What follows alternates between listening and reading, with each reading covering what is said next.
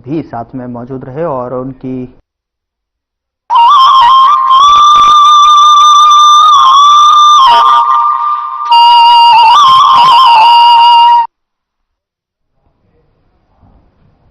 नमस्कार, स्वागत है आपका और मैं हूं आपके साथ सपना दीपक मदेशिया। बुलेटिन का आगाज करेंगे। देहरादून में सीएम पुष्कर सिंह धामी ने 38वें राष्ट्रीय खेलों के लिए लोगो गाना और शुभंकर का शुभारंभ किया।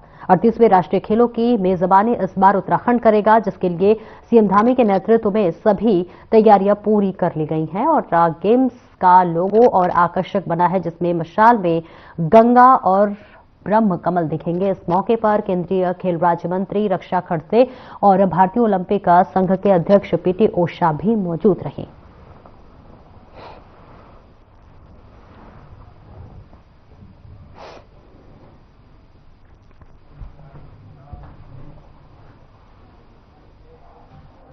और राजधानी देहरादून में दून यूनिवर्सिटी में गंगधारा का शुभारंभ मुख्यमंत्री पुष्कर सिंह धामी करेंगे। यह कार्यक्रम विचारों की धारा पर आधारित होगा, जिसका शुभारंभ 21 दिसंबर को मुख्यमंत्री करेंगे और यह कार्यक्रम 2 दिन 21 दिसंबर और 22 दिसंबर तक चलेगा, जिसमें 2 राज्यों केरल और उत्तराखंड के राज्यपाल भी शिरकत करेंगे। और इसके साथ ही सांसद त्रिवेंद्र सिंह रावत ने भी बताया कि इस कार्यक्रम के अंतर्गत तमाम मुद्दों पर चर्चा की जाएगी। हिमालय और पलायन पर भी इस कार्यक्रम के बारे में चर्चा की जाएगी और इसके साथ ही उन्होंने बताया कि इस मंच में ऐसे लोगों का जोड़ा जाएगा जो कि समाज को कुछ दे सके।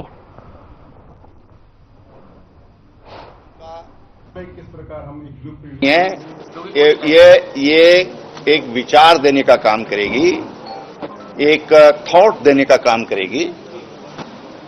मुझे लगता है कि बहुत अच्छा होता है जब कोई विचार होता है, उसके साथ अगर राजनीतिक इच्छा शक्ति जुड़ जाती है तो वो बहुत परिणामकारी हो जाती है और बहुत जल्दी स्प्रेड होती है। तो अगर राजनीति लोग या सरकारें उसमें सहयोग, क्योंकि हम आज के लिए नहीं कर रहे हैं, मैंने कहा ये हमारा, देखिए इसकी प्रेरणा जो है, पूना में एक बसंत व्याख्यान माला होती है जो 100 साल से अधिक समय हो गया जिसको चलते हुए, 100 साल से ज्यादा।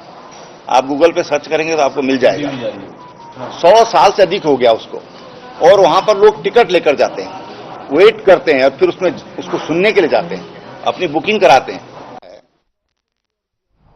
और उत्तराखंड में नगर निकाय चुनाव के लिए अब सभी तैयारियों को अंतिम रूप दिया जा रहा है। इसके तहत नगर निकायों के आरक्षण नियमावली को मंजूरी मिलने के बाद आरक्षण की अंतिम सूची जारी कर दी गई है और अब इस पर आपत्तियां दाखिल की जाएंगी और उनकी सुनवाई की जाएगी।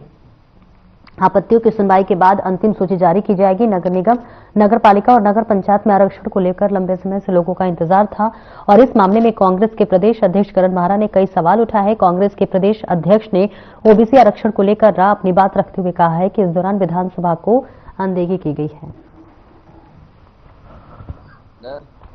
कर सकते हैं, पागल है इनकी तो, मतलब ऐसा है।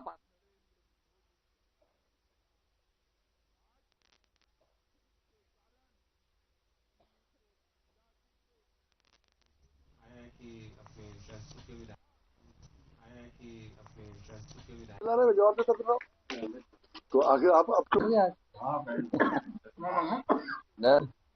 कर सकते हैं, पागल है इनकी तो, मतलब ऐसा पास किया जाता है, ऐसे थोड़ा होता है कि आप एक चीज को प्रवर समिति को उच्च फिर भी विधानसभा से पास कराना आवश्यक है कानून के तहत।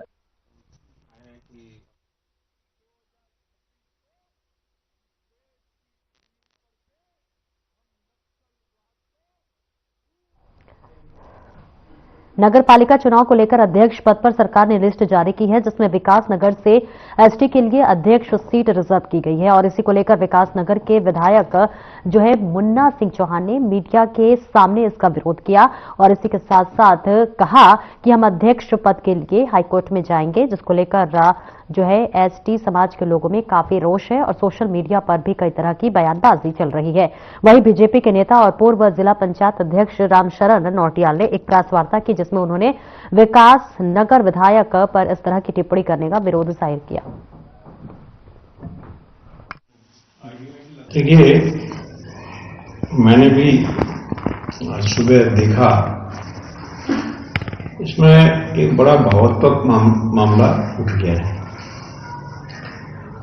आरक्षण शासन ने जारी की ये सूची और शासन में सब योग्य अधिकारी बैठे हैं। उसी आदेश में ये भी कहा गया है कि यदि किसी भी सज्जन को, किसी व्यक्ति को, किसी को कोई आपत्ति है इस पर, तो आपत्ति के लिए वाजिब समय दिया गया है कि अपनी बात और उत्तराखंड में नगर निकाय चुनाव के लिए अब सभी तैयारियों को अंतिम रूप दिया जा रहा है। इसके तहत नगर निकायों की अगर हम बात कर लें तो आरक्षण नियमावली को मंजूरी मिलने के बाद आरक्षण की अंतिम सूची जारी की गई है, जहां पर अब इस पर आपत्तियां दाखिल की जाएंगी और उसकी सुनवाई की जाएगी। आपत्तियों की सुनवाई के बाद अंतिम सूची जारी की जाएगी। नगर निगम, नगर पालिका और नगर पंचायत में आरक्षण को लेकर लंबे समय से लोगों को इंतजार था और इस मामले में कांग्रेस के प्रदेश अध्यक्ष करण महारा ने कई सवाल उठाए हैं। देखिए, इसमें अभी एक बहुत बड़ी बाधा है। मेरा ये मानना है कि जो सरकार ने किया ये विधानसभा की अवमानना भी है। आपको पता होगा एक बिल पास किया गया था विधानसभा में, अभी जो विधानसभा हुई थी, और उसको जो आरक्षण का विषय था इसको प्रवर समिति को सौंपा गया था। प्रवर समिति ने अभी अपनी रिपोर्ट वापस सरकार को दी या नहीं दी मेरी जानकारी में नहीं, लेकिन उसको विधानसभा से प्रवर समिति की जो रिपोर्ट आती है उसको पास करना ये सरकार की जिम्मेदारी है। मैंने कांग्रेस के प्रदेश अध्यक्ष करण मेहरा जी का बयान सुना और मुझे बड़ा अफसोस भी हुआ कि पार्टी के प्रदेश अध्यक्ष जो उपनेता रहे हों सदन में और विधायक रहे हों, वो बिना अपनी जानकारियों को पुष्ट किए हुए कैसे बयान दे सकते हैं। मैंने देखा उन्होंने एससी आरक्षण का प्रश्न उठाया।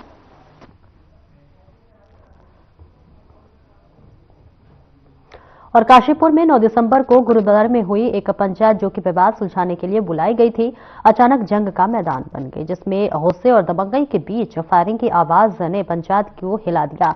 फायरिंग का जो है आरोप लगाकर अनूप सिंह भुल्लर पर जो है जान से मारने की नीयत से महेंद्र सिंह और इसी के साथ साथ कई लोग पे ये इल्जाम लगा। और इसी के साथ साथ आपको बता दें कि मुखबिर की सटीक सूचना पर पुलिस ने आखिरकार आरोपी को काशीपुर के टीला कुंडा रोड से गिरफ्तार कर लिया। उसमें 5 से 32 बोर की अवैध पिस्टल और एक जिंदा कारतूस बरामद किया गया है। दो पक्षों द्वारा गुल्लरगोजी जो गुरुद्वारा है उसमें पुराने किसी विवाद को निपटाने को लेकर पंचायत की जा रही थी और वहां पे किसी द्वारा फायरिंग की सूचना हमको मिली थी। तो जसपुर थाने में हमने 9 तारीख को यह मुकदमा पंजीकृत किया था। सिमरनजीत जी की तहरीर थी, उसमें से एक अभियुक्त को जिनके द्वारा फायरिंग की गई थी हमारी टीम द्वारा कल रात को गिरफ्तार किया गया है और आज उसे कोर्ट में पेश किया जाएगा। सर, आरोपी पर कुछ आपराधिक मुकदमे? हाँ, इसमें काशीपुर और जसपुर में कुछ पुराने मुकदमों की जानकारी भी है और वो भी इसमें क्या बोलते हैं। और भगवानपुर थाना क्षेत्र से चोरी का मामला सामने आया है, जहां चोरों ने किसानों के खेत में लगे ट्यूबवेल से हजारों रुपए के कीमती उपकरण चोरी कर लिए हैं। घटना की सूचना किसानों ने पुलिस को दी है और मौके पर पुलिस पहुंची और जांच पड़ताल शुरू कर दी है और वही किसानों को आश्वासन दिया है कि जल्दी ही चोर सलाखों के पीछे होंगे। आपको बता दें कि वेनारसी गांव किसान पिछपाल और रघबीर के ट्यूबवेल से चोरों ने देर रात ताला तोड़कर उसमें लगे कीमती उपकरण, स्टार्टर स्विच, काउटआउट और एमसीबी ऑपरेटर केबल जैसे सामान की चोरी की है। वही पुलिस इस मामले में चोरों तक पहुंचने के लिए सीसीटीवी कैमरे खंगाल रही है। रात के करीब 12-1-2 के बीच में ये घटना घटी है। कुछ अज्ञात लोग हैं जो स्टार्टर पाट रहे हैं ट्यूबवेल का, और आज फिर हमारे परिवार में से, हमारे घर में से दूसरे ट्यूबवेल पे इन्होंने हमला बोला है। आज हमारे यहाँ चोरी हुई जी। पहले था जो हैंडपंप वगैरह हैं उनके जो ऊपर के हेड थे उन्हें तारते थे, शायद मतलब उनको तार के वो बैठ कर स्मैक वगैरह पीते थे, और अब इन्होंने जो ट्यूबवेल के स्टार्टर है उन पर हमला बोलने का काम किया लोगों पे। तो पुलिस ने अभी हमें आगे वेरिफिकेशन किया, दिखाया मौके पे, और जैसे भी कहीं से कोई सुराग लगता है इनको जरूर पकड़वाने की कोशिश करेंगे। चोरी के दौरान हमारा स्टार्टर, कटआउट और क्या नाम हमारे केबल ट्यूबवेल की जड़ से काट लिए। ठीक है, हमारी जो चोरी हुई फिर हमने सूचना दी पुलिस विभाग को, वो आई, आने के बाद उन्होंने जांच पड़ताल की तो फिर वो अपनी कार्रवाई करके लिख के चले गए। हाँ, वो हमारे चाचा वाले परिवार में ही उनके यहाँ चोरी हुई आज। रुकेंगे एक छोटे से ब्रेक के लिए, जल्द लौटते हैं।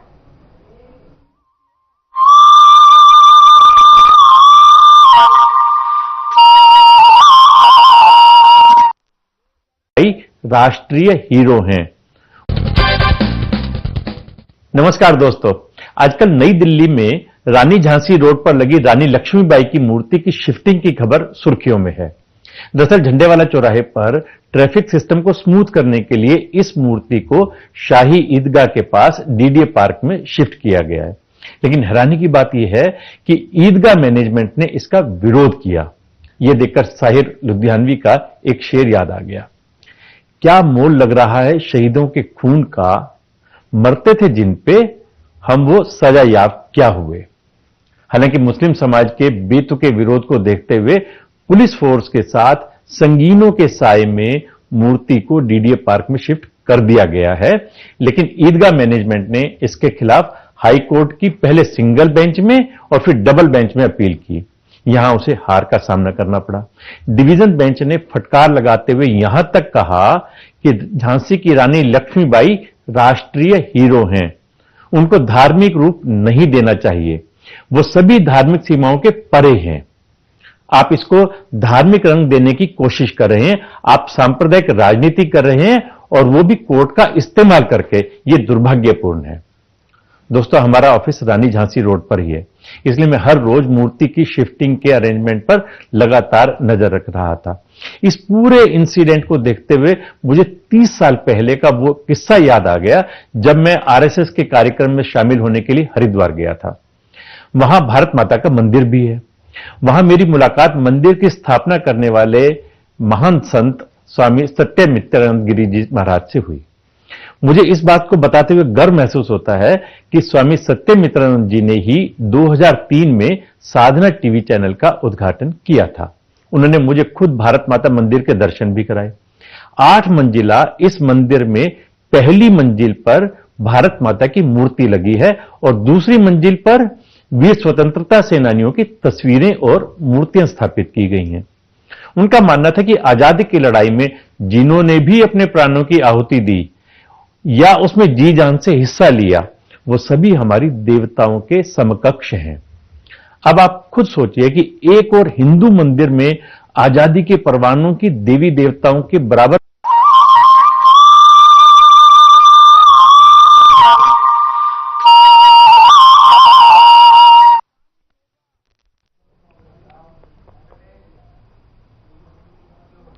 और ब्रेक के बाद एक बार फिर से स्वागत है आपका। खबरों में आगे बढ़ेंगे। संसद का शीतकालीन सत्र जारी है। सत्र के 12वें दिन लोकसभा में डिजास्टर मैनेजमेंट बिल पर चर्चा हुई, जिस पर उत्तराखंड से हरिद्वार लोकसभा क्षेत्र से सांसद त्रिवेंद्र सिंह रावत ने उत्तराखंड में आई आपदा को लेकर अब बातचीत की, तो वही भूकंप और आपदा के दौरान होने वाले प्रदेश को नुकसान के मुद्दे को भी उठाया। सांसद त्रिवेंद्र ने लोकसभा स्पीकर के सामने रुद्रप्रयाग से लेकर हरिद्वार तक गंगा से होने वाले किसानों के नुकसान के मुद्दे पर उठाया और त्रिवेंद्र सिंह रावत ने कहा कि ये लगातार देखने को मिल रहा है कि कुछ माफिया किस्म के लोग अवैज्ञानिक तरीके से खनन कर रहे हैं। वहीं कांग्रेस प्रवक्ता प्रतिमा सिंह ने कहा कि भाजपा के अंदर आपसी काफी जो है कलह है।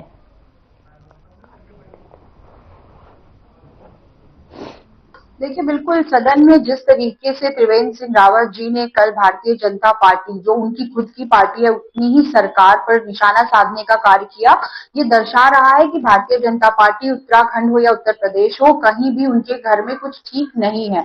All is not well in Uttarakhand Bharatiya Janata party. देखिए, क्योंकि जिस तरीके से आप सदन में कह रहे हैं कि उत्तराखंड में जो खनन माफिया हावी है, तो आप किसको कह रहे हैं? आप अपनी ही सरकार को कह रहे हैं। और बिल्कुल इसी क्रम में आप देखिए, चाहे भारतीय जनता पार्टी के पूर्व, अभी आपने देखा लैंसडाउन के विधायक थे, उन्होंने भी कुछ और प्रदेश में निकाय चुनाव को लेकर आरक्षण की स्थिति स्पष्ट हो चुकी है। आरक्षण तय होने के बाद दावेदारी भी की जा रही है। भाजपा के अंदर भी भारी संख्या में दावेदार आ रहे हैं, जिसको लेकर संस्कृति राज्य मंत्री मधु भट्ट ने कहा है कि दावेदारों की संख्या तो पार्टी में काफी है, क्योंकि सभी पार्टी संगठन के लिए कार्य करते हैं और धरातल पर उतरकर लोगों के बीच जाकर कार्य करते हैं, इसलिए दावेदारी भी की जा रही है। लेकिन आखिर में जिसको टिकट दिया जाएगा, सब मिलजुल कर इसके लिए कार्य करेंगे। क्योंकि संगठन के लिए काम करते हैं, जनता के बीच में काम करते हैं, तो अभी सभी दावेदार हैं। लेकिन अंत तो गत्वा पार्टी जिसको टिकट देती है, सभी मिलकर उसके लिए उसके साथ खड़े होते हैं और उसके लिए एक तरफा जनता के बीच में जाते हैं और उसको जीत दिलाते हैं।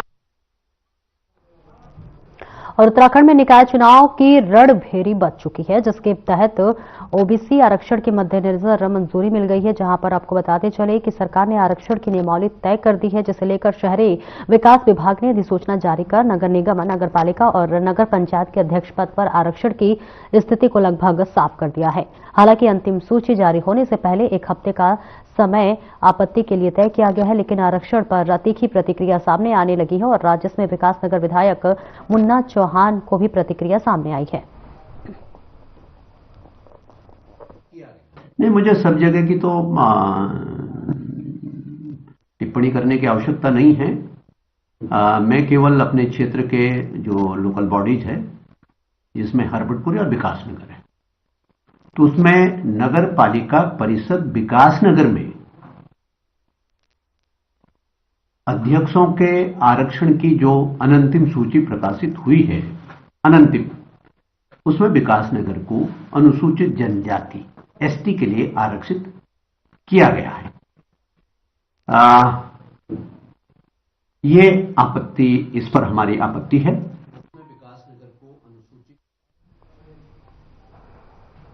और राज्य के 102 नगर निकायों में चुनाव के लिए ओबीसी आरक्षण नियमावली को मंजूरी मिल चुकी है और इस नियमावली के हिसाब से सभी निकायों में ओबीसी आरक्षण की प्रक्रिया शुरू की जाएगी।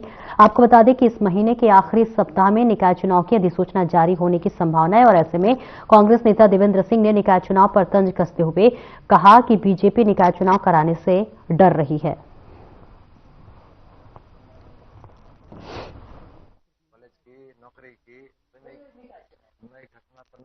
ये भाजपा जो है पिछले 1.25 साल से चुनाव की तैयारी में लगी है, लेकिन चुनाव कराने के लिए डर रही है। इनको हार का मुंह देखना पड़ेगा, इसलिए अपने जो भी कार्यक्रम है इस तरह से चला रहे हैं। जैसे अभी ओबीसी का आरक्षण है, जो वार्ड है या जो लोअर स्तर पे पंचायतों में आरक्षण है, यह स्थानीय जो और उत्तराखंड में मुख्यमंत्री पुष्कर सिंह धामी की पहल से शीतकालीन यात्रा की शुरुआत की गई है।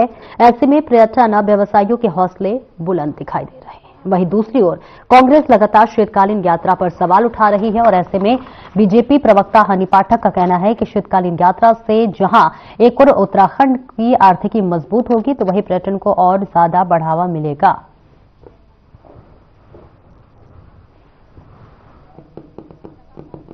अप्रोच करी जा रही है सोशल मीडिया के माध्यम से। देखिए वो अपने कार्यकाल की बात कर रहे हैं, अगर शीतकालीन यात्रा उस समय भी अगर हो रही होती और बात हो रही होती तो निश्चित तौर पे उसके बारे में भी लोगों को सुनाई देता या समझ में आता।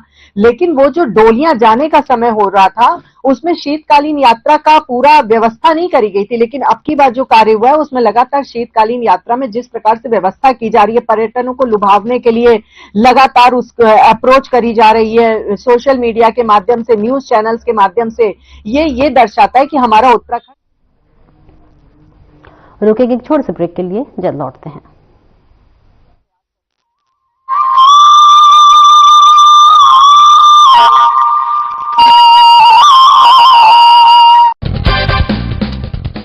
नमस्कार दोस्तों, आजकल नई दिल्ली में रानी झांसी रोड पर लगी रानी लक्ष्मीबाई की मूर्ति की शिफ्टिंग की खबर सुर्खियों में है।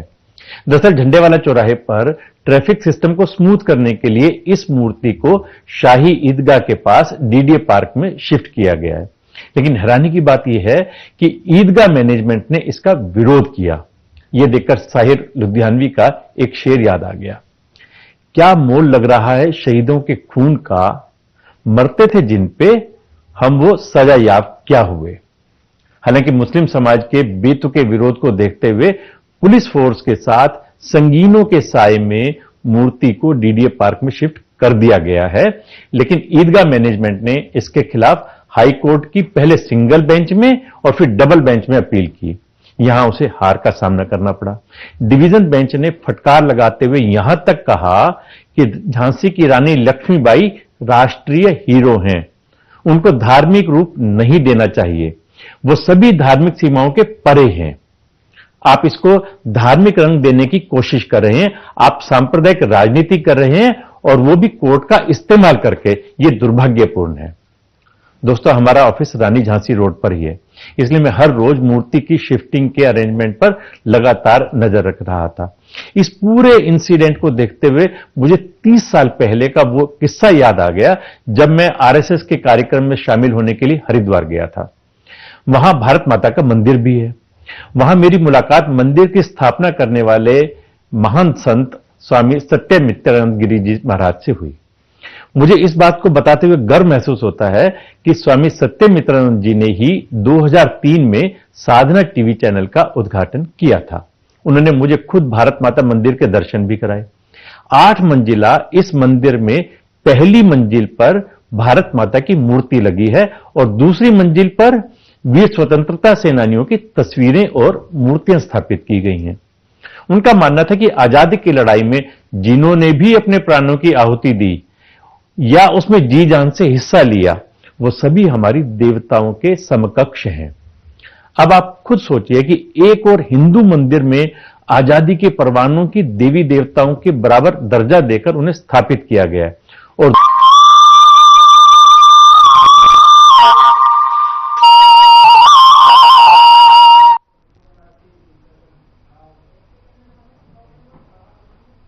और ब्रेक के बाद एक बार फिर से स्वागत है आपका। खबरों में आगे बढ़ेंगे। भारतीय युवा कांग्रेस ने अपनी प्रमुख कार्यक्रम यंग इंडिया के बोल के 5वें संस्करण के तहत आज राष्ट्रीय स्तर पर प्रेस कॉन्फ्रेंस आयोजित की। इस कार्यक्रम को 9 दिसंबर को भारतीय युवा कांग्रेस के अध्यक्ष उदय भानुचीब द्वारा लॉन्च किया गया और इस मौके पर युवा कांग्रेस ने देश के सामने खड़ी 2 गंभीर समस्याओं, बेरोजगारी में चौंकाने वाली वृद्धि और भारत के युवाओं को बर्बाद कर रही बेकाबू ड्रग तस्करी पर अपनी गहरी चिंता व्यक्त की है। और यंग इंडिया के बोल के तहत आयोजित इस प्रेस वार्ता में प्रदेश मीडिया चेयरमैन देवेश उनियाल ने इन दोनों समस्याओं पर प्रकाश डालते हुए कहा कि बेरोजगारी और नशे के प्रसार के लिए ये दोहरी समस्या समाज को गंभीर रूप से प्रभावित कर रही है और ये देश के युवाओं पर बुरा असर डाल रही है।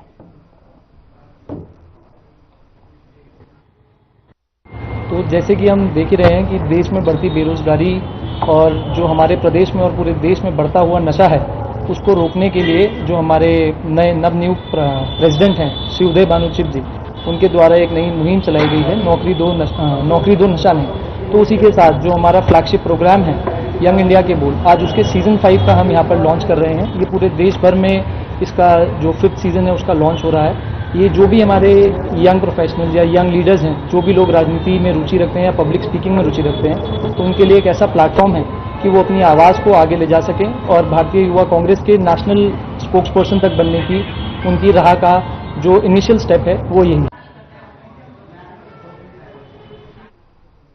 और देहरादून कालसी के पास एक कार हादसे का शिकार हो गई, जहां डीएसआर देहरादून के माध्यम से एसडीआरएफ टीम को सूचना प्राप्त हुई कि कालसी में 10 किलोमीटर आगे एक कार खाई में जा गिर गई, जहां पर रेस्क्यू के लिए एसडीआरएफ की टीम की जरूरत है। सूचना के बाद एसडीआरएफ की टीम मौके पर पहुंची और कार में एक महिला और पुरुष सवार थे। बताया जा रहा है कि पुरुष की मौके पर ही मौत हो गई, जबकि महिला खुद ही रोड हेड पर आ गई और जहां पर इलाज के लिए उसे अस्पताल भेजा गया।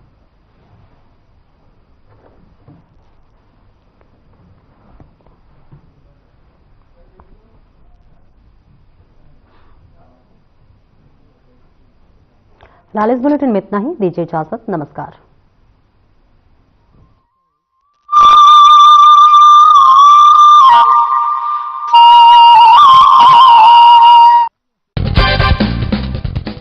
नमस्कार दोस्तों,